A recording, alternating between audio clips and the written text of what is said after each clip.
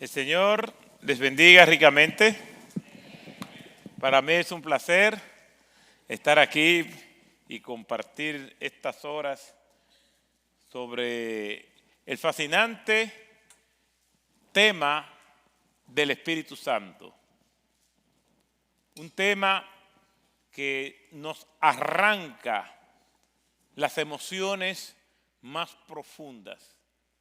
Por un lado, con un sobreénfasis que llega a la distorsión y por otro lado, la apatía que nos lleva a ignorar su ministerio hoy en día. Qué bueno, Pastor Cristian, amado colega, que el Señor puso en su corazón que tratáramos ese tema. Y doy gracias a doctor Freddy Noble, al doctor Lucas, por estar aquí y juntos tratar de compartir el entendimiento que tenemos a partir de las Escrituras. No vamos a estar hablando acerca de nuestras experiencias. Normalmente, cuando se trata específicamente el tema del Espíritu Santo, comenzamos a hablar de nuestras experiencias del Espíritu Santo o con el Espíritu Santo y no lo que la palabra de Dios dice acerca de Él mismo. En una conferencia hace muchos años yo decía que prepararme y trabajar un sermón después de tantos años en el ministerio requería que yo entrara en mi oficina y orar y trabajar, sudar, humillarme, avergonzarme, pedirle al Espíritu Santo del Señor que me diera palabra para entonces, después de algunas 10 o 20 horas, predicar un sermón de unos 40 minutos.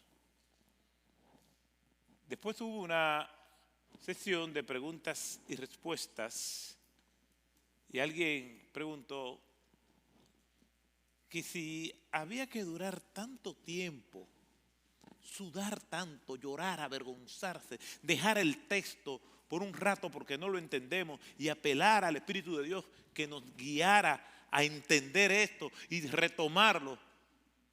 Entonces, ¿dónde estaba el Espíritu Santo? Sobre todo porque he escuchado personas que se dicen predicadores que ellos no estudian, sino que ellos llegan media hora antes de la predicación, le dicen: Señor, abre mi boca, y comunican. Fíjense que no dije palabra de Dios, simplemente dice comunican. Y esa persona preguntaba: ¿por qué tanto tiempo haciendo eso? Mi respuesta fue que si yo no estoy con el Señor durante esas 15, 20 horas estudiando, no puedo contar con su presencia cuando esté exponiendo su palabra.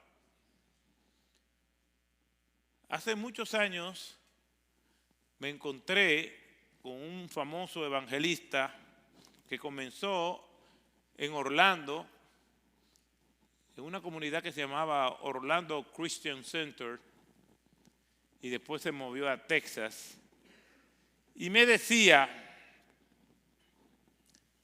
porque me dieron una audiencia exclusiva a mí con él, comenzando yo el ministerio, en los primeros meses de mi ministerio, él me decía: mira, yo tomé todos mis libros de teología y los quemé todos.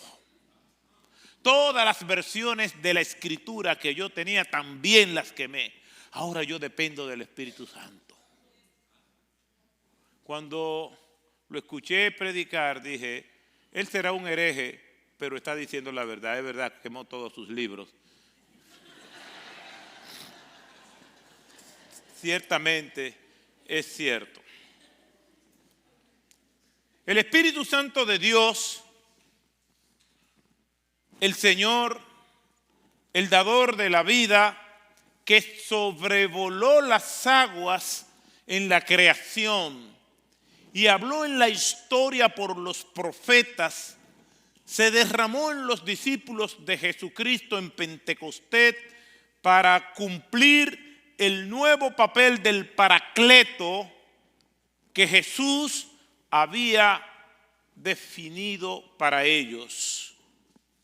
Su carácter de segundo Paracleto es el sustituto de Jesús y agente representativo en la mente y en el corazón de los hombres.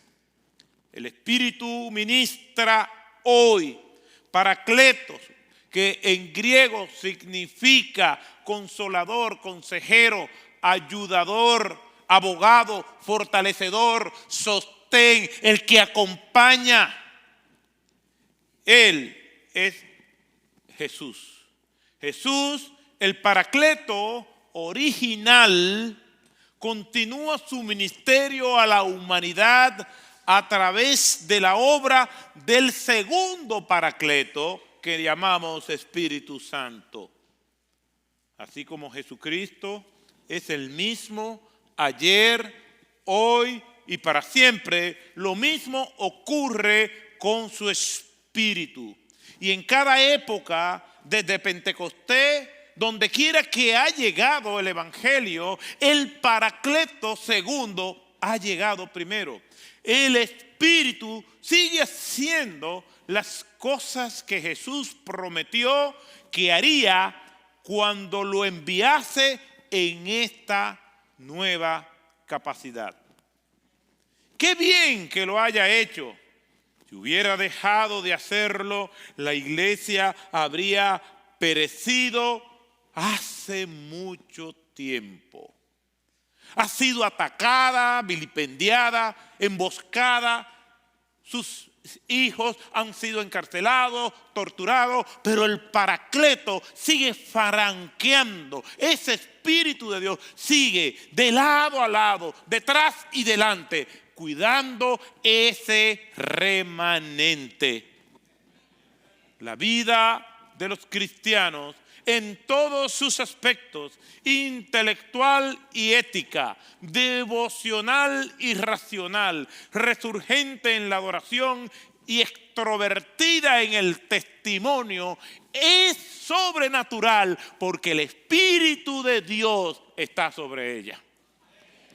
Si no hubiera sido así, hubiera sido una institución más. Es el Espíritu de Dios que hace que el culto sea una experiencia relevante. Es el Espíritu de Dios que estremece los corazones, que nos lleva a las profundidades de nuestros corazones y ver las putrefacciones, la hediondez, que nos hace ver cómo Dios nos ve, pero ese es el mismo Espíritu Santo que nos lleva por los pasillos del cielo donde Dios rompe su privacidad y el gozo que Él siente también lo sentimos nosotros. Es ese mismo Espíritu de Dios el que hace que cuando ofrecemos fuego extraño delante de su presencia, Él se contrita haciéndonos a nosotros sentir que algo anda mal.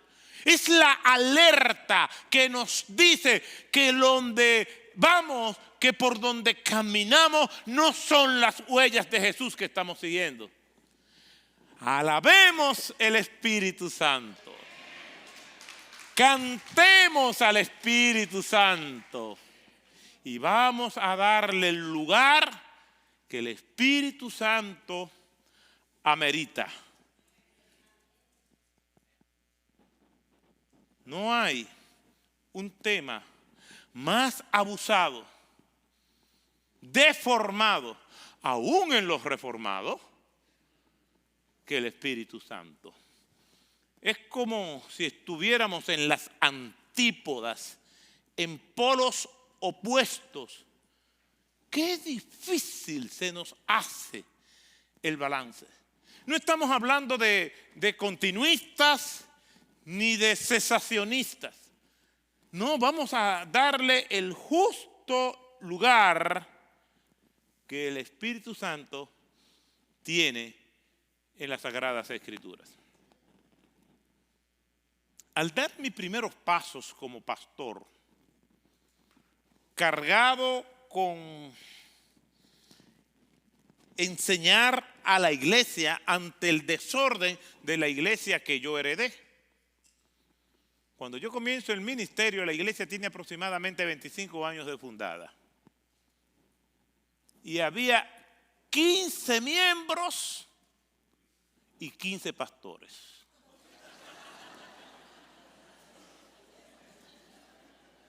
De eso, con el perdón de las distinguidas damas que hay aquí, 13 eran mujeres.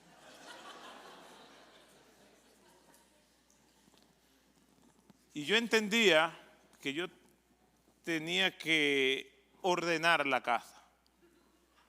Con mucha pasión, pero con poca sabiduría. Gracias al Señor, el Señor puso en mi camino al doctor Freddy Noble, que está aquí, que es como un abuelo para mí, una persona que me ayudó muchísimo en esos primeros 2 años. Y yo entendía, por algo que había ocurrido en esos días, que por dónde comienzo. Y ustedes saben que si bien es cierto, las circunstancias, la congregación no nos traza nuestra agenda de predicación, pero sí nos sugiere lo que nosotros debemos predicar. En otras palabras, yo no voy a estar predicando de cada uno de los problemas que yo veo en la iglesia. Yo debo orar y que el Señor me guíe, pero entendí que tenía que comenzar hablando de lo que era el Espíritu Santo. Y para esos días, precisamente, una hermana en un estudio bíblico con los pocos que éramos, hago una pregunta, que ¿qué es el Espíritu Santo? Y ella dice que el Espíritu Santo es un corrientazo que le da al verdadero creyente por la espalda. En mi inexperiencia, yo me sentí un poco confuso porque lo único que yo había recibido por la espalda fue un correazo que me dio mi madre hace muchísimos años. Y entendí que tenía que dar. Y en la providencia, en la gracia del Señor, me encontré con un libro maravilloso titulado El Espíritu Santo, del pastor reformado y teólogo Edwin Palmer. Y yo di gracias, Señor. ¿Por qué? Porque para esa misma época había salido Buenos días, Espíritu Santo, de Benny Hinn. Y el Señor añadió a esos cerdos gadarenos de mí y me enfrenté a la maravillosa didáctica de Edwin Palmer y el Espíritu Santo. Al tratar este tópico de la teología, la neumatología, que es la parte de la teología que tiene que ver con el Espíritu Santo, pues tenemos mucho que recorrer al día de hoy. Los seres humanos vivimos en un mundo donde no se estimula el estudio del Espíritu Santo. Como que la tendencia de nuestros tiempos es para temas más pragmáticos, eclécticos, de que lo que mejor funcione, eso nosotros hacemos. En esta posmodernidad tardía, como se le llama a esta época, nosotros no estamos muy interesados en ningún valor absoluto, sino que estamos teniendo la tendencia que lo que te funcione, entonces eso tú haces. Los seres humanos se fascinan con otros temas, pero no con el tema del Espíritu de Dios. Estamos en dos posiciones. John Stott llama a esas dos posiciones los conformistas y por otro lado le llama los escapistas. Los conformistas se han concentrado en lo que le trae gratificación a las personas de esta época. Se han conformado al mundo, a esa teología liberal que rechaza todo lo sobrenatural, las influencias de Paul Tillich, de Boltmann, de Adolf von Harnack. Ese espíritu todavía está vigente en el día de hoy.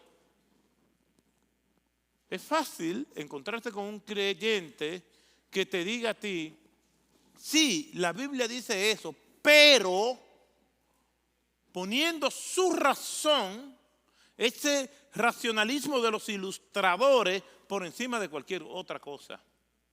Y por el otro lado, el espíritu pietista, donde la experiencia personal está por encima de la palabra revelada.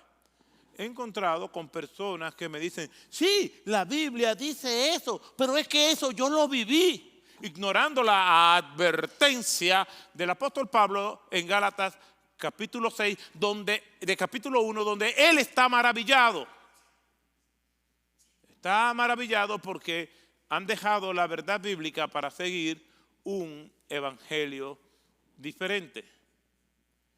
¿Qué es el Espíritu Santo? A mí me toca hablar de que es una persona divina.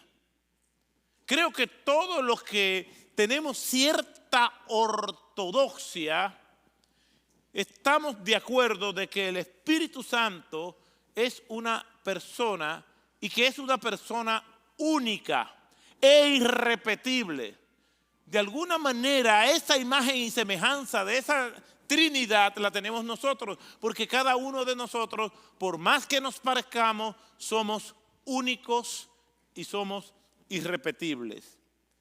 Las Escrituras, al referirse al Espíritu Santo, se refieren a Él, no como eso. El Espíritu Santo no es una cosa, no es una energía, no es una fuerza activa, como dicen algunos. El Espíritu Santo es una persona que puede ser contritado, puede ser apagado, puede ser incluso resistido. Entonces, el tema de la persona del Espíritu Santo va a ser tratado por uno de los expositores, pero yo me quiero concentrar partiendo de la pregunta, ¿qué clase de persona es? Yo creo que todos nosotros, si estamos aquí, entendemos que es una persona. Ahora, ¿qué clase de persona es? Porque hay quienes dicen, sí, es una persona, pero es una persona creada. Pero la evidencia escritural nos dice que es una persona en sí misma. No es una persona que existe, sino una persona que subsiste. De una manera muy simpática, Arthur Froud dijo hace muchos años, hablando acerca del Espíritu Santo, y que le hacía preguntas a sus estudiantes, ¿Dios existe? Y todos se quedaban absortos con esta pregunta que parece ser inverosímil.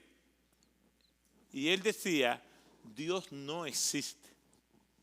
Y ahí comenzaba el murmullo. ¿Cómo puede ser que Dios no existe? Bueno, era una dinámica, era más bien un juego de palabras, porque partiendo de todas esas diatribas y conversaciones, cuando los antiguos filósofos hacían énfasis en la existencia, partiendo de la etimología de la palabra, Dios no existe, sino que Dios subsiste. Y ahí hay una separación entre existencia y subsistencia. Aunque para nosotros subsistencia está acompañada del prefijo sub, que significa por debajo de, aplicado a la Trinidad subsiste. Padre, Hijo y Espíritu Santo, y eso lo hacen en la absoluta perfección de su ser. Y nosotros tenemos que tener en cuenta que Dios es el Hijo, Dios es el Padre y Dios es el Espíritu Santo. Ahora, el Hijo no es Dios, el Padre no es el Espíritu Santo, sino que Dios es el Padre, Dios es el Hijo y Dios es el Espíritu Santo. Es un solo Dios con tres personas, que esas diferencias no son diferencias en cuanto a existencia, sino a subsistencia, porque todas se conjugan entre sí. Sus diferencias son operacionales, no reales. Yo sé que no tenemos el tiempo como para seguir profundizando esa idea de la Trinidad. Acompañó mortificando a Agustín de Hipona toda su vida. Nosotros estamos haciendo un intento de emocionarnos con el Espíritu Santo, de inquietarnos, de hacernos pensar, y cada uno de ustedes al salir de aquí, pues entonces seguiremos trabajando el tema. Mientras tanto, ¿por qué el Espíritu Santo es una persona divina? Tenemos suficientes evidencias para nosotros llegar a esa conclusión, evidencias que parten de las Escrituras. Y aunque esta es una conferencia con formato temático, el tratamiento que le hemos dado a cada uno de estos textos es partiendo de los principios de la predicación expositiva. ¿Y qué es la predicación expositiva? Es aquella predicación cuyo contenido y propósito es el mismo contenido y propósito del autor del texto. La gran ventaja, la gran virtud que tiene la predicación expositiva es que nos hace llegar al texto vaciado de nosotros mismos y dejar que el autor nos diga lo que él quiere y nosotros hacer un puente hasta el día de hoy. Por lo tanto, nosotros vamos a ver estos textos partiendo de esos principios, aunque la conferencia tenga ese formato temático. ¿Por qué el Espíritu Santo es una persona divina? En primer lugar, lleva nombres divinos que prueba su deidad. 16 veces en el Nuevo Testamento aparece el nombre del Espíritu Santo en conjugación con la Divina Trinidad.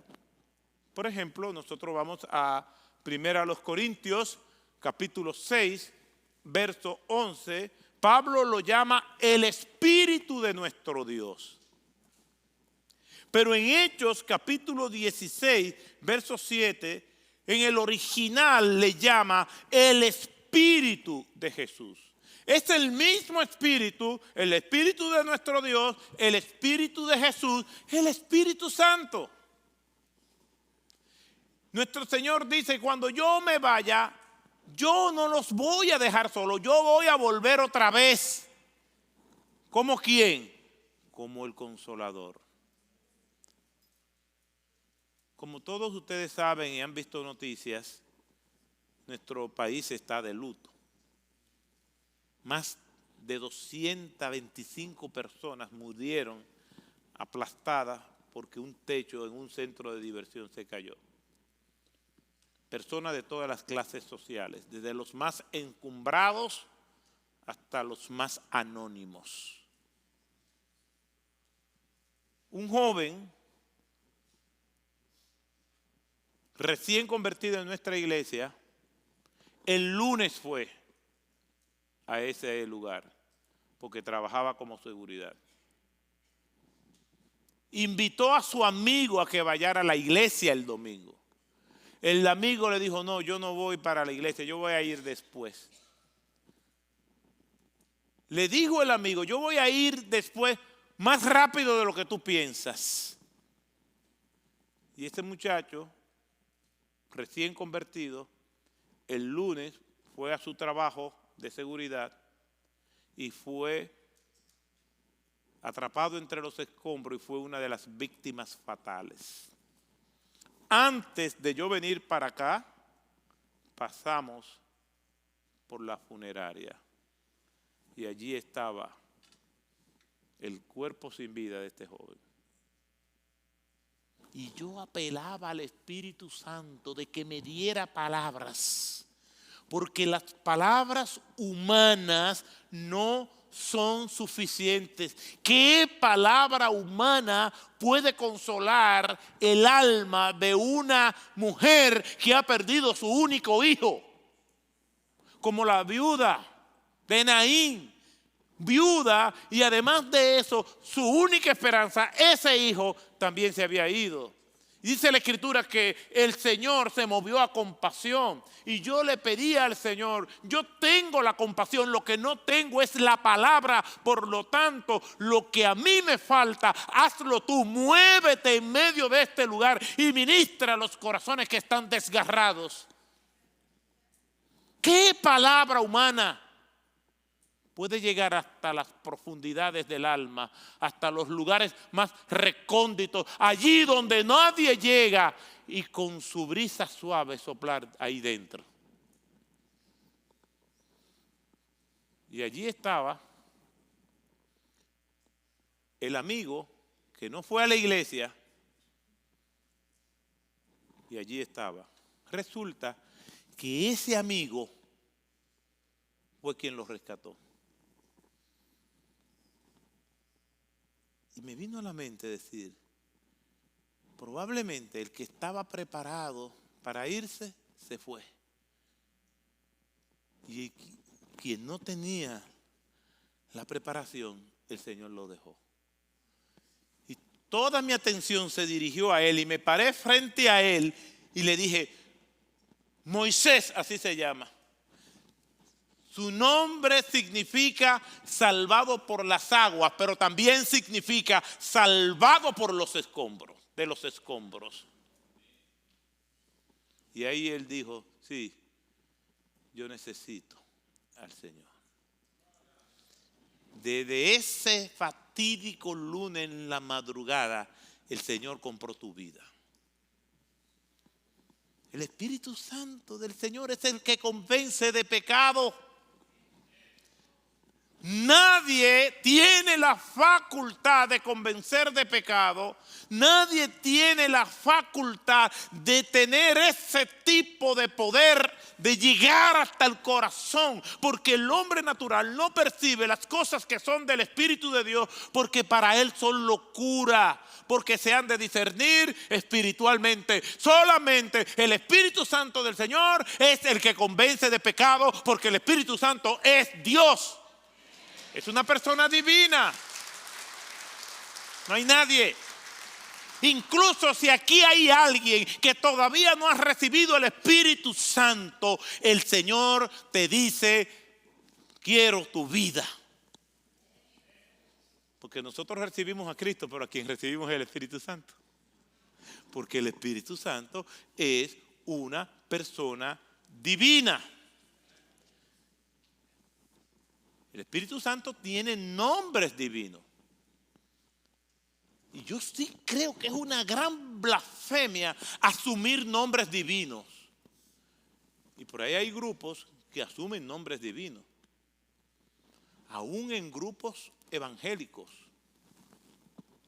de corte neocarismáticos, ya no se conforman con decir pastor. No, ese es un título que lo tiene Otto, que lo tiene cualquiera.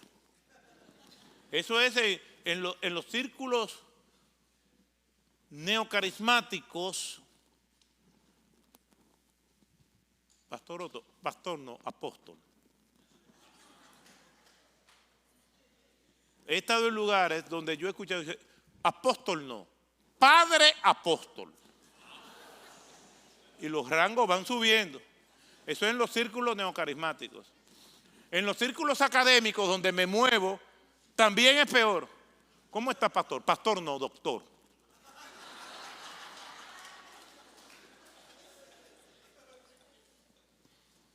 Ok, ¿cómo está, doctor? No, yo no soy el doctor, yo soy el decano. Y tienen más grado que un termómetro. Y más título que Pacquiao. No nos conformamos. Es el Espíritu Santo del Señor guiando nuestras vidas, haciendo dos cosas, mostrando nuestras miserias.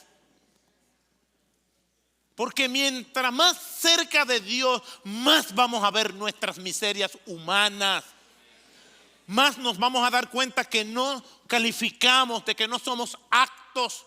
Más nos vamos a dar cuenta de nuestra podredumbre, de nuestra humanidad. Necesitamos tener ese reencuentro con el Espíritu Santo. Lo hemos subestimado. El Espíritu Santo nos recuerda quiénes somos nosotros. Porque en Romanos Hechos 15 dice que hemos recibido el espíritu de adopción. Nosotros no somos hijos legítimos de Dios, somos adoptados. Y todo es por gracia. Somos adoptados. Por lo tanto, todo lo que recibimos al ser adoptados es por pura gracia. Algo que yo le digo a los hijos, a los jóvenes, incluyendo a mis hijas, cuando la conversación borra las sonrisas. Muchas veces estamos así, hasta que de repente uno dice, oye. Y algo que yo le digo a mis hijas y lo digo a los padres, no confundan privilegios con derechos. Nosotros somos adoptados.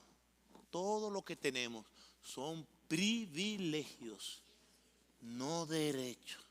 El único derecho nos lo imputó Cristo a nosotros, más a todos los que le recibieron, a los que creen en su nombre, le dio el derecho de ser hijo de Dios, pero no para demandar. Y he escuchado personas en oraciones, yo declaro, yo demando, yo exijo, yo me le quito del lado, no vaya a ser que caiga fuego del cielo y me salpique. Demanda quien tiene derecho, pero si somos guiados por el Espíritu de Dios, nos va a recordar, eres adoptado, por lo tanto es por pura gracia. Desde el principio, el Señor nos lo dice, por gracia sois salvos, por medio de la fe, en Efesios 2, 8 y 9. Y esto no es don de vosotros, pues es don de Dios. Alguien dirá, sí, es verdad, Dios me salvó por su gracia, pero la fe la puse yo. No pusiste nada. Ni la fe es tuya. Lo único que tú y yo pusimos fueron nuestros pecados. Lo que pasa es que duele, claro que duele. Nosotros tenemos un espíritu de adopción. Y qué bueno que tenemos el Espíritu Santo, porque en este mundo de tantas calamidades, nosotros necesitamos de Él. En este mundo de tanta maldad sobrenatural, oiga bien, maldad sobrenatural. ¿A qué yo le llamo maldad sobrenatural? Cuando violamos los linderos de nuestra conciencia, traspasamos esa línea y comenzamos a actuar sin el sentido común. Oiga, uno de los tantos ejemplos de maldad sobrenatural. Una persona cae en una estación de tren, en los rieles. El tren se acerca en vez de hacer todo lo humanamente posible para salvar esa vida, todos están con sus celulares grabando maldad sobrenatural. Un niño que va a la escuela y dice, mi nombre es María, e inmediatamente lo toman y le advierten a los demás niños diciéndole, cuidado al que le dice Pedro, su nombre es María. Y lo primero que le dicen a este niño, no le digas nada a tus padres. E iniciar un proceso de brainwasher, de lavarle el cerebro. Y cuando ya están preparados, citan a los padres para iniciar un proceso para volver a este niño trans, aun cuando los padres no están de acuerdo. Eso es maldad sobrenatural. Eso es pérdida del sentido común. Dios derrama su sentido, su gracia común sobre todos los hombres, pero la maldad ha llegado a tales límites que rechazamos esa gracia común. Y como nos dice en el libro de Romanos, capítulo 1, pues Dios los entregó. El término es, le quitó la protección. El sentido común es la protección de Dios. Y en el caso de nosotros, es el Espíritu Santo guiándonos, guardándonos para que nosotros podamos hacer su obra. El Espíritu Santo es una persona divina.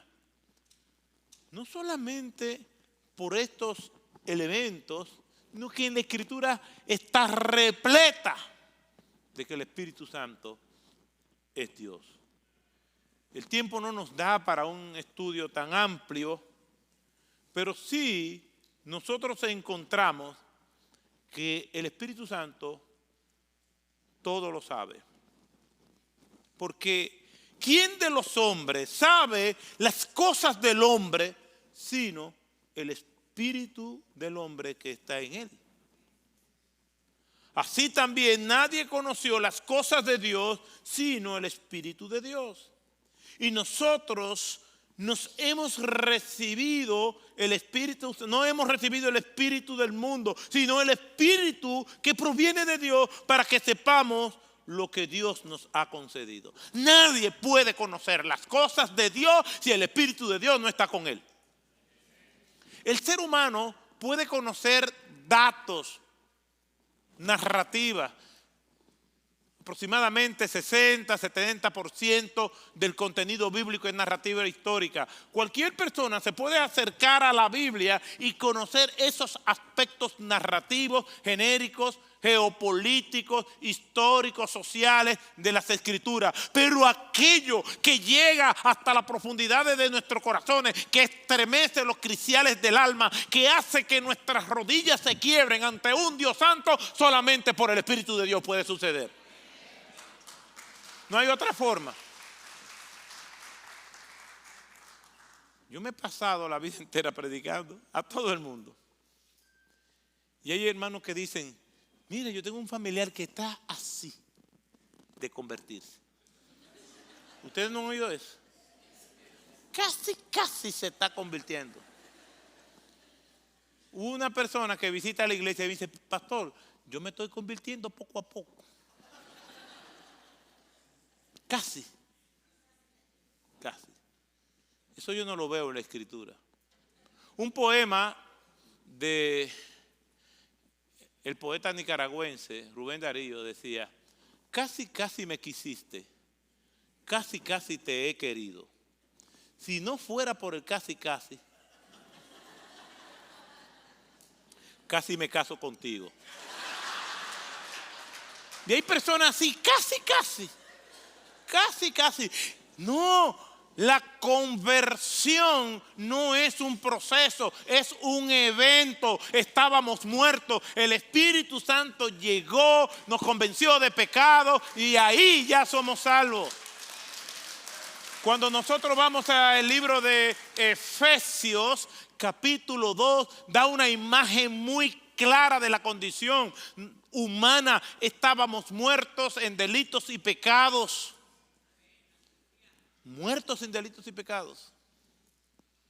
Y la imagen que me viene a la mente, la imagen que he creado en mi mente, es que Jesucristo nació en un pesebre, pero todos los seres humanos nacimos en un ataúd.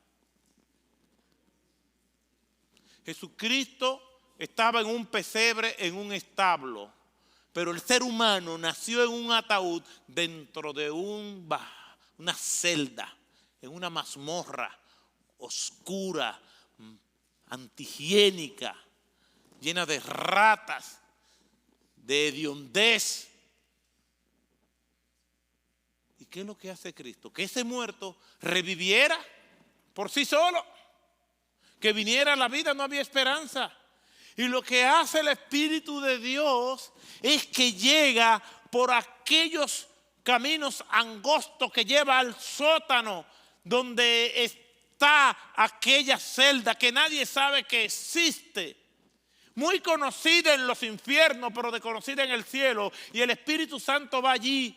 Y cuando llega allí se inunda de luz. Y el Señor viene y toma esos barrotes, lo despedaza aquel ataúd, rompe la cadena y aquel cuerpo decadente le da vida eterna. Y todo por el Espíritu Santo del Señor.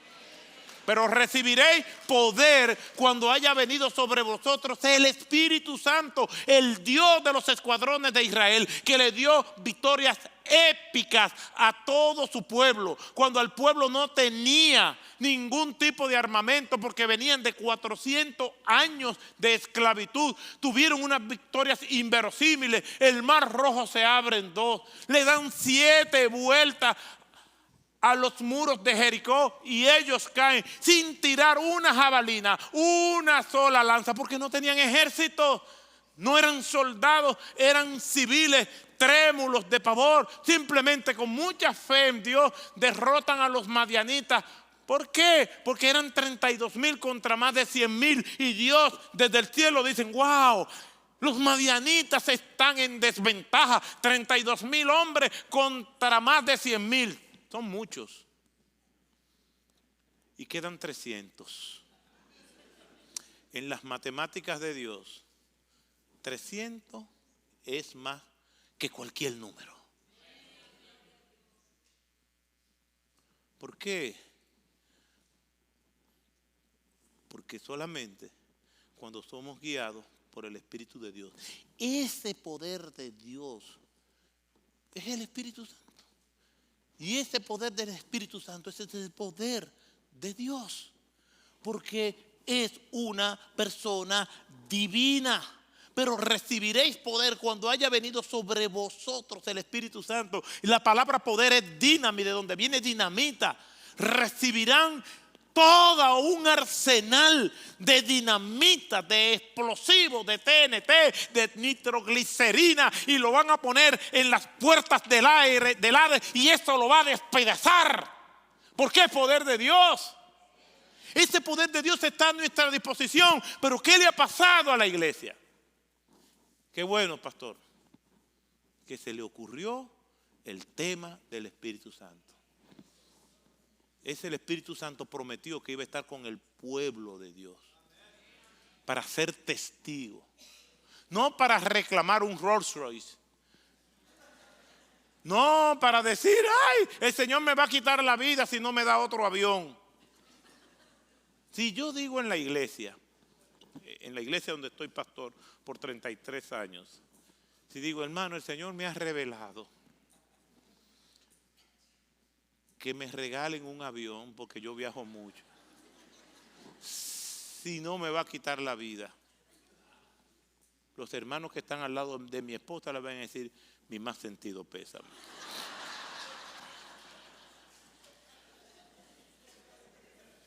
El Espíritu de Dios es omnisciente, es omnipresente, es omnipotente.